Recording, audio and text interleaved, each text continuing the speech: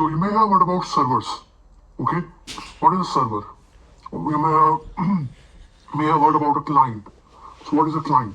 So for example, you have your computer, right? This is you. You have your computer, and you write here google.com. Okay, you click enter. It sends a request to the Google server, and Google sends back a response to your computer.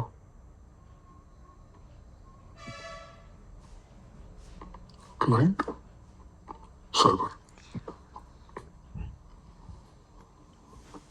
Okay. You write google.com. Again, this is a very broad explanation. Every single deconstruction of it, like a deep dive of how this is happening internally, what are the actual steps that are being taken, and I will actually make the picture clear in your mind, how the internet works. Okay, a little bit of a spoiler alert. You know, these various countries and various continents across the world, we are connected via wires. These wires are laid underground, under the ocean. That's how we are literally connected. So internet is not like in the cloud, it's actually under the sea. I'll tell you more how these things work internally later on. But the simple idea is, right now let's focus on what we are doing. Okay, then I'll talk to you about how we are doing it. So basically you write google.com. Okay, Google, this basically your computer sends a request to the server, Google server. Okay, and the server gets that response. Server is like, okay, I got your response. I got your request. Here's what you wanted. There you go. Take all these things. It sends back a web page and a bunch of other things. A response is sent back to you. Okay. So does this mean that you cannot be the server yourself when you're like your own computer cannot be a server? It definitely can be. That's known as when you work on local host and stuff. Okay, so your same computer can act as a server also and a client also. Okay, let's just give you an example of this. Okay, here let me write google.com.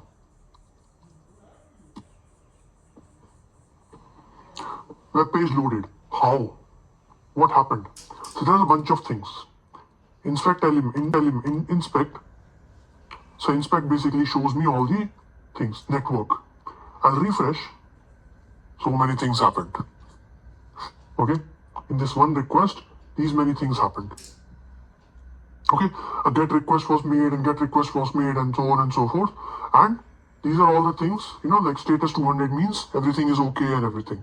So you got like HTML and you got like some JavaScript and PNG and HTML, JSON files and so on and so forth. So all these things we got back from Google and it created this web page. Okay, let's do a deep dive into this, like how this thing is working and how google.com gets resolved to IP addresses, or forget about IP addresses. Let's talk about what are IP addresses. Okay, what are these protocols and everything? And what is this like status code? What is this get? What is this, post and get? If I refresh it, you can see there's get, there's post. What is this method? What is this domain? What is this status code? What is this initiator? What is this type? And what does this mean by like this transferred? What is this B and KB? What is this size? What is this thing? What are these milliseconds? Everything will cover. Okay? So if you want to see all the HTML that we got and everything, and you can see like what is this thing, everything will cover right now. Okay, so let's do it. Okay, so before that, let's talk a little bit about protocols that I mentioned previously. So what are protocols? Protocols are just rules that are defined by the internet society. Okay, they're like, hey, these are the rules, this is how data is transferred and everything. Okay, so there are some like basic protocols. There's like TCP, which we'll look into details. Okay, so TCP is known as Transmission Control Protocol. Okay, so the idea is that it will ensure that the data will reach its destination and it will not be like corrupted on the way. Okay, so there's something you definitely want the person to get completely, you should use, it will be using TCP in your applications. Okay, there might be another examples like UDP. So when you do not care about if 100% of the data is reaching your friend or not, whomever you want to send the data. For example, video conferencing. Okay. So not all data may be reaching, and that is totally fine by us. That is totally fine by us. Another one is HTTP. UDP means User Datagram Protocol. The next protocol is Hypertext Transfer Protocol. Okay, this is being used by web browsers, the World Wide Web. Okay, so it basically defines the format of the the data that is being transferred between your, like when we talk about www, so web clients basically and web servers. Okay, clients and servers.